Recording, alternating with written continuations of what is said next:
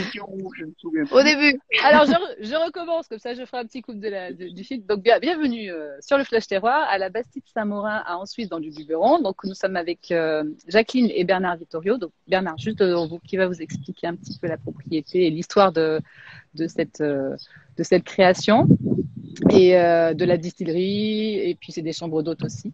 Et puis, Jacqueline qui est à la vidéo DR. Donc, Bernard, raconte-nous un petit peu, voilà, comment ça a commencé? Alors, ça a commencé il y a plus de 30 ans, 35 ans. C'est une propriété qui nous a toujours plu, qui était à l'abandon. Bon, à l'époque, on n'avait pas les moyens d'acheter cette propriété. Il a fallu attendre donc 2010. Et nous l'avons achetée, bien sûr, elle était en ruine, tout était en friche. Il y a eu 3 ans de travaux pour la bâtisse. Et nous avons fait donc des chambres d'hôtes, la Bastide de Saint-Maurin. Et en ce qui concerne les terres, nous avons planté 800 chênes truffiers, de la lavande, des noisetiers truffiers d'Alba, de l'Immortel, voilà, le champ d'Immortel où nous sommes aujourd'hui. Nous avons créé une distillerie où nous faisons nos huiles essentielles, mais également nous distillons à façon pour les gens qui veulent apporter leur thym, leur romarin, leur lavande, enfin, qui veulent, D'accord. qui veulent le traiter. Nous D'accord. avons 150 oliviers. Nous faisons notre propre huile d'olive, bien sûr, en biologique, hein, sans aucun traitement chimique. D'accord. Donc la passion ce que tu disais, il y a donc déjà cette Bastide, vous la voyez depuis quelques années, c'était vraiment quelque chose que vous vouliez depuis longtemps, mais toi, c'était quand même parti dès le départ sur aussi une passion de la distillerie, qui est quand même pas Alors, commune. par mon métier, ça fait plus de 45 ans que je travaille dans le traitement d'eau, j'ai eu à traiter beaucoup de distilleries parce que il faut traiter l'eau qu'on envoie dans la chaudière, hein, il faut retirer tout le calcaire qui est à l'intérieur pour éviter donc ça s'entartre, ainsi de suite. Et j'étais là donc chaque fois aux mises en route, à faire les essais, et la passion m'est venue au fil des ans de vouloir un jour pouvoir avoir ma propre distillerie. Alors certes, c'est pas une grande distillerie, mais c'est deux fois une tonne. On parle comme ça pour dire la dimension de la distillerie, en D'accord. sachant que généralement c'est des 2 ou 3 fois 4 tonnes des distilleries conventionnelles. Voilà. D'accord. Donc, et puis il y en a assez peu, ce que tu dis dans la région, en fait, hein, Oui, c'est oui, très oui, rare. oui, oui. Que dans le sud du Boron, distillerie digne de ce nom, je pense que oui, je suis le seul. Il y a la distillerie des Agnelles qui est du côté d'Apt et une distillerie qui se trouve à Jouques. Et Mm. sud du Boron, voilà, il y en a pas, D'accord. mis à part ceux qui distillent un peu dans leur cocotte minute. Voilà. Ok. Donc là, ça fait 3 ans en fait que tu distilles de l'immortel et 1 an que vous avez planté en fait ces immortels que tu Ouais, as derrière toi. Ah, exactement. J'ai distillé à façon pour des gens qui viennent un peu de partout, hein, qui avaient planté de l'immortel, entre autres dans le Ventoux. Et notre procédé de distillation, je vous l'expliquerai tout à l'heure, est un procédé à basse pression, qui a l'avantage de pouvoir vraiment récupérer tous les principes actifs du végétal que nous distillons. On va travailler entre 0,3 et 0,5 bar, alors que les distilleries conventionnelles travaillent entre 7, 8, 9, 10 bars et à une très grosse vitesse, une très grosse pression. d'accord. Donc, ouvert à tous les gens qui veulent distiller, qui ont quelque chose à distiller. Nous distillons du thym, de la rose de mai, du romarin, enfin, et cette année, nous allons distiller du chanvre également. D'accord. Alors tu m'avais dit, tu parles de la rose de mai, mais c'était juste quand même pour faire un lien avec l'actualité, que malheureusement cette année avec le confinement, il y avait la récolte dans tous les cas, mais il n'y avait pas la main d'œuvre pour pouvoir récolter. Malheureusement, ça a dû être, Et les ça a personnes été mis de qui avaient côté. cette plantation, oui, sont malheureuses. Et c'est une année de travail Mm. perdue. Et quand on sait qu'en biologique, on arrache les mauvaises herbes à la main, enfin voilà le travail que ça Complètement. représente, c'est Ouais. terrible. C'est un peu du gâchis, mais bon.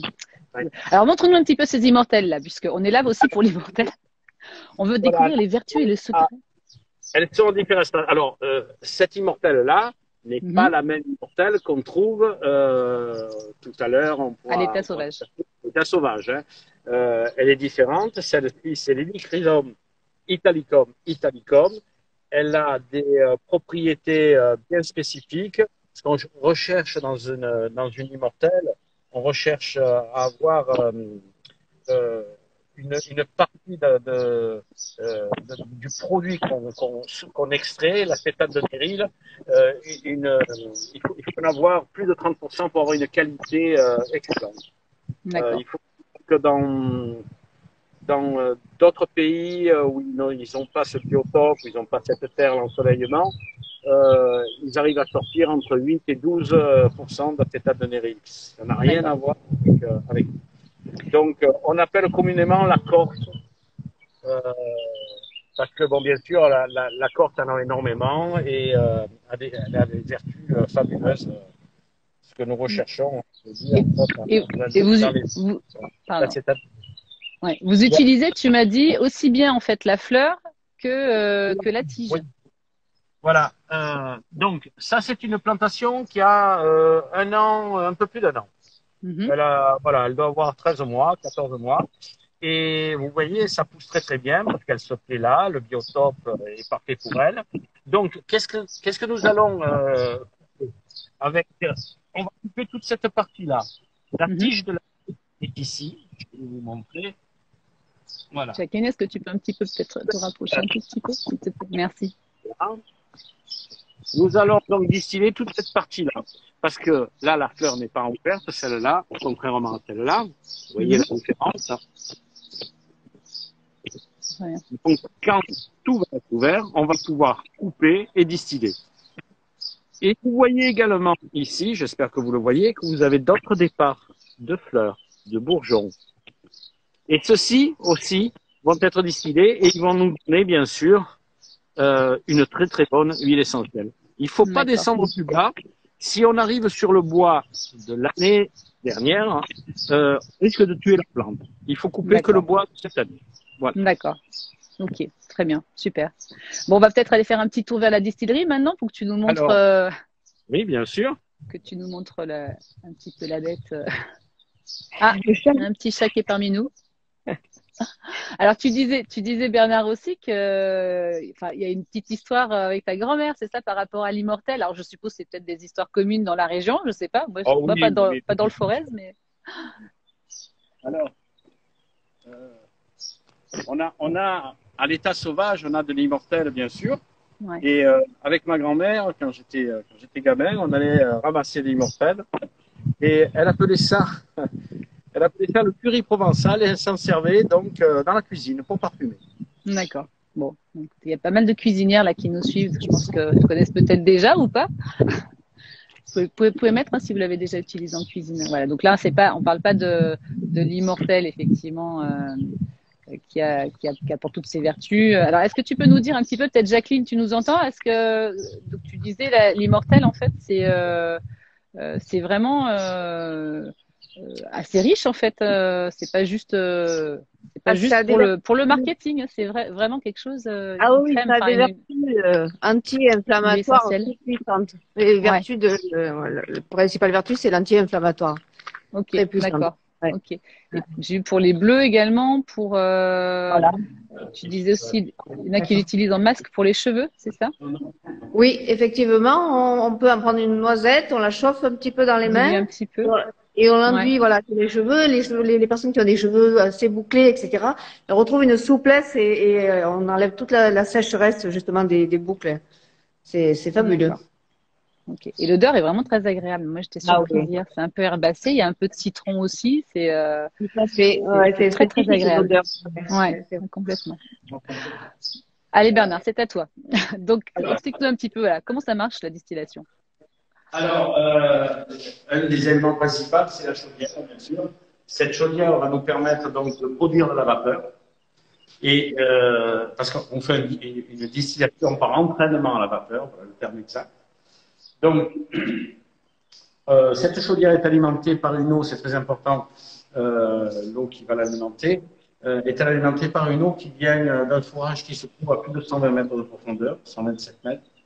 Donc une eau qui est parfaite, qui est exempte de tout produit qui pourrait contaminer, hein, des herbicides, des pesticides, voilà, ça on n'en a pas. On passe par un système qui retire donc le calcium, le calcaire, hein, pour pas créer le système. Donc nous avons travaillé cette chaudière, donc il lui faut déjà 1 heure pour arriver à chauffer, faire bouillir l'eau. Donc ça prend quand même un peu de temps. Nous avons 1 heure de chauffe. Au bout d'1 heure, nous allons monter donc la vapeur en pression. On va ouvrir cette valve qui va passer dans ces cubes. Et on a les valves. Alors au niveau des cubes, maintenant, comment ça va? Eh bien, Alors, Jacqueline, est-ce que tu peux te rapprocher? On n'entend pas très bien. Excuse-moi. Jacqueline, est-ce que tu peux me... Ouais, merci. j'ai peur que ça passe si on s'approche trop. Hein. Ah, d'accord, ok. Voilà, on remplit ces cubes de végétal, thym, romarin, immortel, lavande, tout ce qu'on a en distillé. Bon, bien sûr, on ne mélange pas, hein, bien évidemment. On va tasser, on va bien tasser, on va mettre un couvercle microportoré. On va mettre un couvercle dessus, pour empêcher que le végétal parte avec la vapeur. On va fermer le couvercle une fois que tout est bien placé. La vapeur va traverser le végétal. Ah oui, hein, la vapeur va se charger donc de toutes les molécules qui se trouvent dans le végétal. Et elle va partir par ici. D'accord. Là, elle va passer dans le tuyau sous forme de vapeur. Voilà. Et elle va rentrer dans le condenseur. Donc, il y a une centaine de tubes de diamètre comme le petit doigt qui sont remplis de vapeur et ça va descendre. Donc.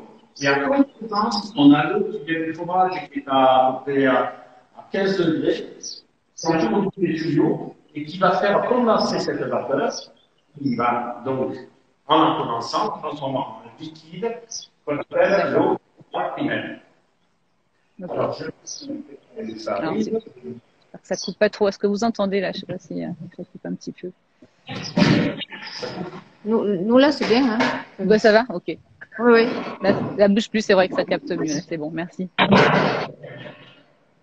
Donc là, c'est la séparation de l'huile et de l'eau. Ici. Et ici, on va rentrer dans le séparateur qu'on appelle le vase florentin. Un vase florentin. Donc le liquide rentre à l'intérieur, qui va donc se séparer d'un liquide. Et vous voyez qu'il a une forme bien spécifique, hein, conique, et il va venir ici, et vous allez avoir une partie d'eau et d'huile, hein, l'huile étant plus légère que l'eau. L'huile va passer dans le petit tuyau, et on va ressortir par ici, et on va remplir donc les flacons d'huile essentielle. L'eau florale, quand elle va être rejetée ou récupérée, selon ce qu'on veut faire, parce qu'il y a beaucoup d'utilisation aussi avec les eaux florales. Et bien qu'il y ait très peu d'huile essentielle à l'intérieur, il en reste toujours un peu. Et par exemple, l'eau florale de lavande est un excellent produit pour nettoyer le visage, voilà, pour l'habillement, pour la fraîcheur aussi sur le visage. Voilà. Très bien. Alors, et pour la récolte, pardon? Non, ça s'arrête pas, ça coupe beaucoup. Donc, tu disais pour la récolte, en fait, la récolte de l'immortel, c'est prévu, je crois, que c'est fin de semaine, hein, tu m'avais dit en fonction du temps. Oui, c'est à la main. Alors, non, on a une machine. Alors, à la main pour les petites, pour les grosses, c'est avec une machine qui est une machine qui date qui a plus de 40 ans. Qui sert aussi bien à ramasser la lavande que l'immortel. Voilà, ça fait des petits bouquets. Et après, nous les disposons dans les cuves. Et pendant qu'on distille une cuve, on prépare l'autre, ainsi de suite. Ça s'arrête jamais. Ok. Bon, on arrive malheureusement déjà à la fin du flash terroir. Ça passe très très vite. Donc, juste pour vous préciser que vous avez 5 chambres d'hôtes qui sont vraiment très très jolies. Quand on rentre à la Bastide, c'est très apaisant, très agréable. Et donc là, c'est Jacqueline qui gère plus cette partie-là. Donc vous allez faire un petit tour sur le blog, sur le site bien sûr, Bastide Saint-Maurin, sur Internet, vous trouverez toutes les informations. Et sur le blog, je vous ai remis aussi les petites infos et quelques photos voilà, des chambres d'hôtes. Donc, bah, écoute, merci beaucoup tous les deux. Je suis désolée, on coupe un petit peu, mais bon, on avait quand même pas mal d'infos. Et puis, bah, j'espère, bon, je tiens au courant pour la récolte. Alors, hein, soit samedi, soit dimanche. Oui. Voilà, salut Jacqueline. Salut! Bon, bah merci, voilà, merci en tout cas. Et puis, bah, en tout cas, ce sont deux passionnés. Voilà, bah de rien, deux passionnés. Et puis Bernard, c'est vrai comme tu disais, en fait, t'es pas paysan d'origine, mais quand même, t'as le sens paysan dans l'âme. Donc ça, c'est très joli, je trouve, ce que vous avez fait. Voilà. Bon, bah écoutez, à très bientôt. Merci à tous. Merci à tous d'être là le matin. Bonne journée. Et mercredi prochain, bah, donc on va se retrouver. Là, on va aller dans le Tarn. Pour une petite expérience gastronomique, oui, c'est mieux. Donc à la Villa Pinewood avec Thomas, qui est un ami. Donc bah, j'espère que ça va vous plaire aussi. À très bientôt. Merci. Au revoir. Au revoir.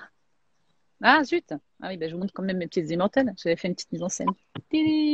Donc ça, c'est la sauvage. Non, c'est le contraire. Ça, c'est l'immortelle. Voilà, Corse. Et ça, c'est la sauvage. Voilà, bien. Ciao.